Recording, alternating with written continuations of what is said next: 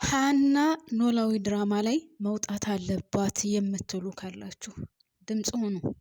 ድራማው በጣም እንዳስጠላ አድርገዋለች። እናቷን ማትረዳ የሆነች ግን ገበት ሆናለች። እውነት ለመናገር በዚህ ልክ ድርቅ ይላል ሰው። በዛ ላይ ደግሞ ከመጀመሪያ ጀምሮ ቤተሰቡ እየታመሰና ይሄ ሁሉ መከራ ሲቀይ እየደረሰበት ያለው በሀና ምክንያት ነው። ሀና መቼ እንደሚገባት አላውቅም። ሁልጊዜ እሷ ያለችውና እሷ የምትለው ነገር ብቻ ነው እውነት መስሎ የሚታያት። እንዴት የእናቷን ጭንቀትና የእናቷን እንደዚህ መጨናነቅ ሊገባት አልቻለም? የእናቷ ውጥረት እንዴት ሊገባት አልቻለም? ደግሞ ልጅ እናት የሚለውን ካላከበረና እናትና አባት ወይም ወላጆች የሚለዋቸውን ቃል ካልሰሙ ልጅ አይደለም። እስከ ዛሬ በሷ ስትሰቃይ ስንት አመት ሙሉ 16 አመት ሙሉ በሷ ስታነባ ቆየች።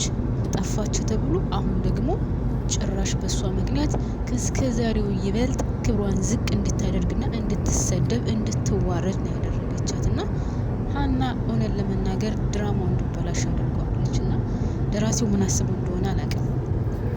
እርግጠኛ ነኝ እንደኔ ተናዳችኋል ብዬ አስባለሁ። ውድ ቤተሰቦቼ ሰላም ጤና ይስጥልኝ። እንዴት ናችሁ? ሰላም ናችሁ? በያላችሁበት ሰላማችሁ ብዝዝት ትርፍርፍ ይበልልኝ። ለዚህ ቻናል አዲስ የሆናችሁ ካላችሁ ሰብስክራይብ እያደረጋችሁ የደወል ምልክቷን በመጫን ቤተሰብ ሁኑ። ነባር ቤተሰቦች ደግሞ እስከ ቪዲዮ ፍጻሜ ድረስ አብራችሁን ቆዩ። ላይክ ማድረጋችሁን አትርሱ። ስለ ሀናም ሀሳብ አስተያየት ካላችሁ እኔ እንድታካፍሉኝ የእውነት ትክክለኛ ስሜታችሁን እንድትገልጹልኝ እፈልጋለሁ። እኔ በዚህ ሰዓት ሀናን ባላያት ድምጿን ባልሰማው እግዚአብሔርንም አንደኛ ከአባቷ ጋር ያላት ራሱ ግንኙነት ከዛ እናቷ ምን ያክል ዋጋ እየከፈለች እንደሆነች እያወቀች በዚህ ልክ ስግጥ ብላ የሚያስጠላ ደረጃ መድረሷ በጣም ነው የሚያስጠላው። በጣም ነው የሚያሳዝነው። ሰው እንዴት እናቱን በዚህ ልክ ያዋርዳል? እናንተ እንዴት ለእናቱ በዚህ ልክ ከፍ ዝቅ ያለ መልስ ይሰጣል? እናት ቆይ አሁን ኖላዊ ድራማ ባለበት ሁኔታ መቼስ አንድ ድራማ ሲሰራ ሰው ያስተምራል ተብሎ ነው አይደል የሚሰራው? እና አሁን ባለበት ሁኔታ ኖላዊ ድራማ ምንን ያስተምራል? እስኪ ነገር ምንን ያስተምራል? እናት የምትዋረድበትን ልጅ እናቷን የምታዋረድበትን ክብሯን ዝቅ የምታደርግበትን ነው እያሳየን ያለው። ልጅ እሷ በፈለገችው መንገድ ብቻ እንድትጓዝ እኔ ነኝ አዋቂ። ልጅ ከእናቷ በልጣ አታውቅም። ምናልባት በአንዳንድ ሀሳቦች ልትበልጥ ትችላለች።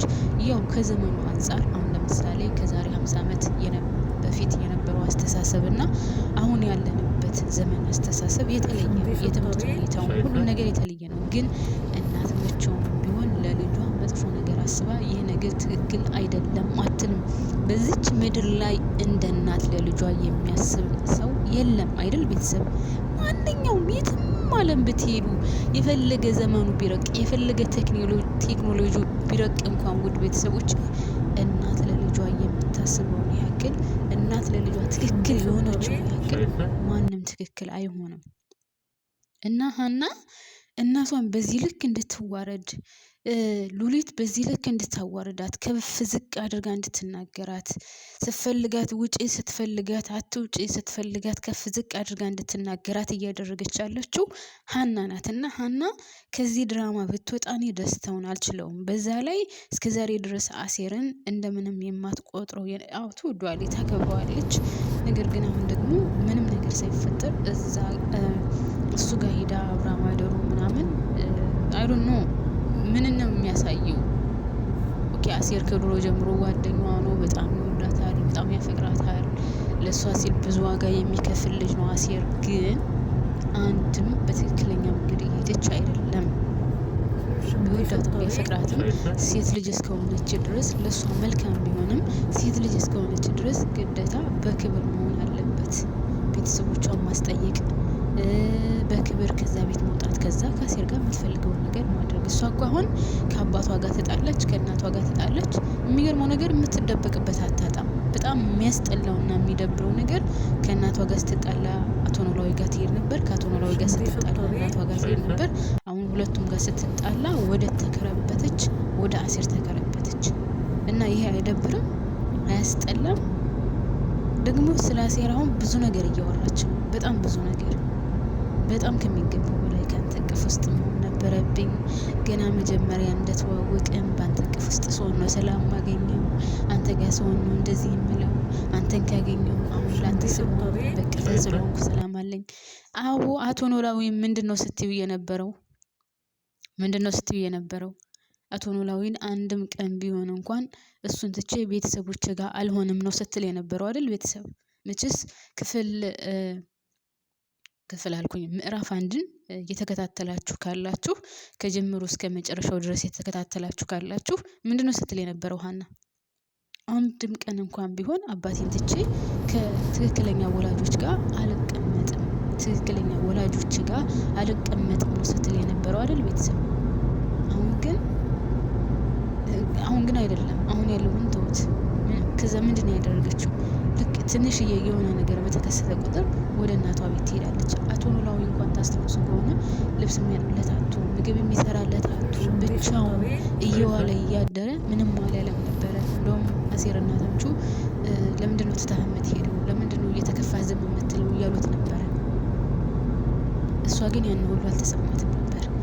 ልክ አቶ ኖላዊ ጋር የሆነ ነገር ሲከሰት እዛ ሄዳ አሸሸ ገዳሜ ትላለች። ታስታውሱ ከሆነ ከዝራ ጋር ፍቅር ጀማምራ እያለ አባቷን ጭራሹን እርስ ታድርገው እነሱ ጋር ነበር የምትሆነው። አንዴ ከትምህርቷ አንዴ ከዝራ እያለች። ከዛስ አሁን ከቤተሰቦቿ ጋር ስትጣላ ቤተሰቦቿ ችግር ውስጥ ሲገቡ የችግራቸው መንስኤ እሷ ሆና እያለ ወይዘሮ ሜላት እንደዛ እየተሰቃየች እናቴን አልፈልግም፣ ሲቃይዋ የራሷ ጉዳይ ብላ ወደ አቶ ኖላዊ ተመለሰች አይደለ? እናቴ ቸግሯታል፣ እናቴ ጨንቋታል፣ እናቴ ችግር ውስጥ ነው ያለችው፣ ጭንቀት ውስጥ ነው ያለችው፣ በእኔ ምክንያት ነው እንደዚህ የሆነችው አላለችም። ከዛስ ምን ያደረገች? ወደ አቶ ኖላዊ ተመለሰች። አሁን ከአቶ ኖላዊ ጋር ደግሞ የሆነ ጸብ ሲፈጠር ምን ያደረገች?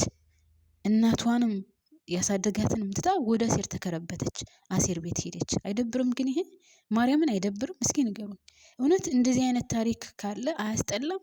የትኛውንስ ትምህርት ነው የሚሰጠው? እስኪ ንገሩኝ ቤተሰብ። የትኛውን ሰው ነው የሚያስተምረው ይሄ ታሪክ?